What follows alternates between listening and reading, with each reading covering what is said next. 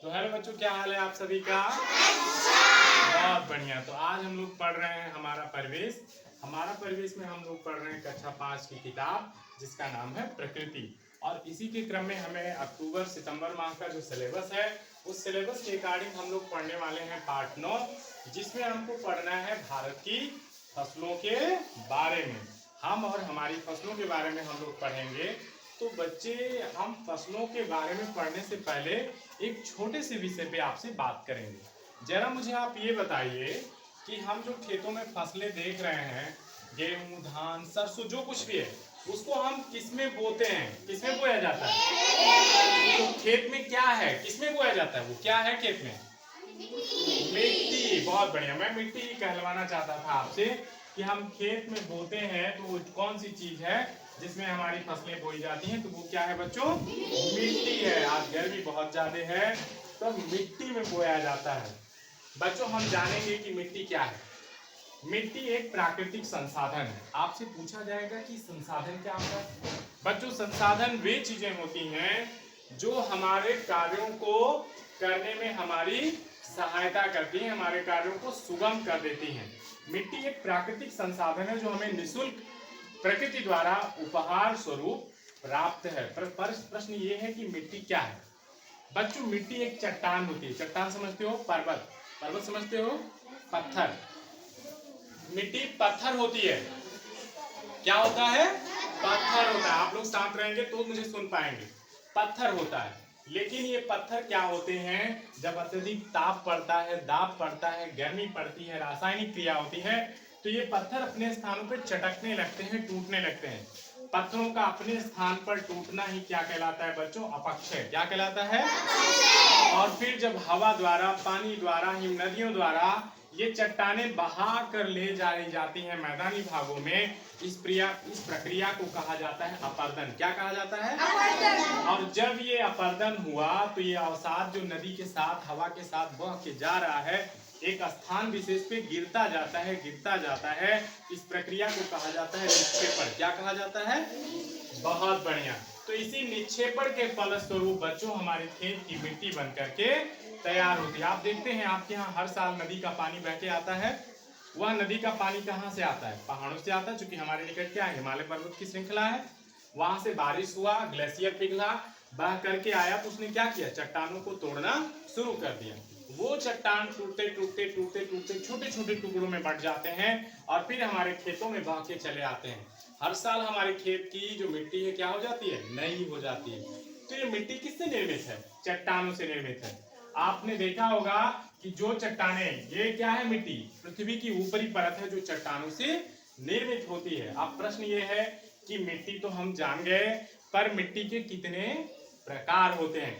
क्योंकि अलग अलग प्रकारों में अलग अलग तरह की खेती की जाती है। चूंकि हमारे पाठ का नाम ही है हम और हमारी फसलें, तो हम का मतलब क्या? केवल हम ही लोग नहीं। हमारे भारत में 28 राज्य, 8 केंद्र शासित प्रदेश हैं। प्रत्येक राज्यों में अलग अलग भौगोलिक दशा पाई जाती है। प्रत्येक राज्यों में अलग अलग तरह की मिट्टी पाई जाती है। प्रत्येक राज्यों में अलग अलग तरह की फसलें उगाई जाती हैं। क्या हमारे यहाँ नारियल की खेती होती है क्या? यहाँ पे गणेशपुर में नहीं होती है। हमारे उत्तर प्रदेश में भी शायद किंचित ही कहीं नारियल की खेती होती हो। कहाँ होती है नारियल की खेती? आप आ जाएंगे, ये जो किनारे के तटीय भाग हैं, केरल, कर्नाटक, महाराष्ट्र के किनारे, इधर ये जो है आंध्र प्रदेश, इन सब पे हर जगह आप नहीं कर सकते हैं। कपास की खेती महाराष्ट्र में हो रही है। काजू, काफी की खेती जो अरेबिका की काफी, जो अरेबिका एक प्रकार है काफी का, जो भारत में पाया जाता है, आप देख रहे हैं कर्नाटक इत्यादि में हो रहा है या पूर्वोत्तर भारत में हो रहा है। तो बच्चों, हम और हमारी फसलें मतलब हम भारत के लोग और हमारे भारत में पाई जाने वाली या उगाई जाने वाली फसलें। तो प्रत्येक फसल के लिए बच्चों अलग अलग तरह की मिट्टी की आवश्यकता पड़ती है। बात क्लियर हो गई? तो हम यहाँ पे कुछ मिट्टी के प्रकारों का वर्णन आप लोगों के सामने करने जा रहे हैं। आइए हम देखते हैं कि कौन कौन से मिट्टी के प्रकार हैं। आप बात ना करें बच्चों, मुझे ढंग से सुने, ठीक है? आइए देखिए, पहला जलोढ़ मिट्टी। जलोढ़ मिट्टी क्या होती है? जो जल द्वारा लाई जाती है, अर्थात नदियों के द्वारा, अत्यधिक बारिश के द्वारा जब वो चट्टान टूट टूट करके आती है और बह करके जा करके किसी मैदानी भाग का निर्माण करती है, तो वो मिट्टी कैसी कहलाती है? जलोढ़ मिट्टी। हमारे गंगा यमुना का मैदान हो, या जो पंच नदियां हैं जो पंजाब के पास की है, वो जो मिट्टी वहां की निर्मित है वो नदियों द्वारा निर्मित है, हिम नदियों द्वारा निर्मित है, बरसात के पानी द्वारा बह करके आके वो निर्मित है। ऐसी चट्टानों, वो चट्टानें टूट टूट करके मिट्टी का निर्माण करती हैं। ऐसी मिट्टियां जलोढ़ मिट्टी कहलाती हैं। ये देखो कहाँ कहाँ है जलोढ़ मिट्टी, मैदानी भागों में है, तटीय भागों में है। तटीय भाग कौन कौन से है जरा देखो, ये भारत का नक्शा है, ये जो किनारे किनारे का भाग है, इधर क्या है बच्चों अरब सागर है, इधर क्या है बंगाल की खाड़ी है, नीचे क्या है हिंद महासागर है। तो ये जितना सागर या महासागर के किनारे का क्षेत्र है हमारे देश का, उसको तटीय भाग कहा जाता है। क्या कहा जाता है? तटीय भाग। तो तटीय भागों में भी ये मिट्टी पाई जाती है। फिर कह रहा है प्रायद्वीपीय भागों में, बच्चों आप देखिए मध्य भारत, ये मध्य भारत, यहाँ देखिए ये महाराष्ट्र का भाग, ये मध्य प्रदेश का भाग आप देख पा रहे हैं, ये बीच में जो है तेलंगाना का जो भाग आप देख पा रहे हैं, ये पूरा का पूरा, ये थोड़ा सा जो है इसका उड़ीसा का जो भाग आप देख पा रहे हैं, छत्तीसगढ़ झारखंड का जो भाग आप देख पा रहे हैं, ये प्रायद्वीपीय भारत है। कैसा है बच्चों? प्रायद्वीपीय भारत है। प्रायद्वीपीय भारत की जो चट्टानें हैं वो चट्टानें बच्चों ज्वालामुखी उद्गार के फलस्वरूप निर्मित हुई हैं और सबसे प्राचीन तरह की चट्टानें हैं। तो ये प्रायद्वीपीय भारत का जो भाग है वहां भी नदियों द्वारा कुछ हद तक जलोढ़ मिट्टी का निर्माण हुआ है। क्लियर हो गई? क्लियर हो गई। अब जलोढ़ मिट्टी में क्या क्या बोया जाएगा? गेहूं बोया जाएगा, धान बोया जाएगा, दलहन की फसलें, तिलहन की फसलें, ये सब बोई जाएंगी जलोढ़ मिट्टी में। बात क्लियर हो गई? अगला हम देख रहे हैं बच्चों लाल मिट्टी। इसमें लोहा और एल्युमिनियम की मात्रा अधिक होती है, इसीलिए मिट्टी होती है लाल। कहाँ पाई जाती है लाल मिट्टी? आइए चलिए मध्य प्रदेश की सैर कराता हूँ। ये मध्य प्रदेश वाला आप क्षेत्र देख पा रहे हो यहाँ पे, ये जो मध्य प्रदेश का थोड़ा सा भाग है, थोड़ा सा महाराष्ट्र का भाग है, थोड़ा सा झारखंड इत्यादि का जो छोटा छोटा भाग है, यहाँ पर हम देख पा रहे हैं कि लाल मिट्टी पाई जाती है। लाल मिट्टी का निर्माण भी बच्चों जो हुआ है वो आग्नेय शैलों के टूटने या विखंडन के कारण हुआ है, और आग्नेय शैलें भी बच्चे ज्वालामुखी उद्गार के कारण निर्मित हुई हैं। लाल मिट्टी क्लियर हो गई। यहाँ पर प्राय दाल की खेती बड़े अच्छे से की जाती है, क्योंकि ये भाग थोड़ा सा उठा हुआ है। फिर आप देख पा रहे हैं काली मिट्टी, इसे कपासी मिट्टी भी कहते हैं। इसके कण बहुत छोटे छोटे होते हैं, इसमें जल धारण की क्षमता अधिक होती है। यही रीजन है कि यहाँ पे गन्ना कपास की खेती बहुत अच्छे से की जाती है। कहाँ पाया जाता है? तो आप देखो महाराष्ट्र में सबसे प्रचुर मात्रा में बच्चों आप देखेंगे तो यहाँ पर काली मिट्टी पाई जाती है। क्लियर हो रही है बात? काली मिट्टी में कपास की खेती बहुत अच्छे से की जाती है, जूट की भी खेती की जाती है। कपास से बनता है बच्चों रुई, और रुई से बनता है हमारे कॉटन के कपड़े। क्लियर हो गई बात? फिर हम देख पा रहे हैं आगे लैटराइट मिट्टी, बड़ी अच्छी मिट्टी है लेकिन बहुत कम मात्रा में पाई जाती है। जितनी भी नगदी या महंगी फसलें हैं वो लैटराइट क्षेत्रों में आता है। जहां ज्यादा तापमान होगा, जहां ज्यादा वर्षा होगा, उन क्षेत्रों में लैटराइट मिट्टी पाई जाती है।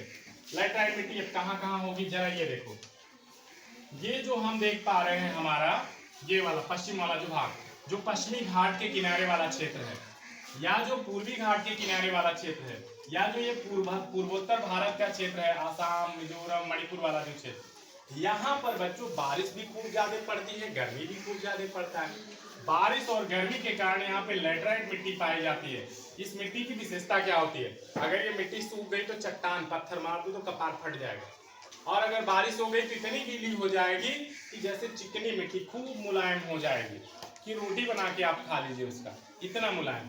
तो यहाँ पे क्या होगा? यहाँ पे चावल की फसलें, रागी की फसलें, गन्ना बोया जाएगा, काजू बोया जाएगा, बादाम बोया जाएगा, कॉफी की खेती, कॉफी के लिए बड़ी अच्छी मिट्टी मानी जाती है लैटराइट मिट्टी।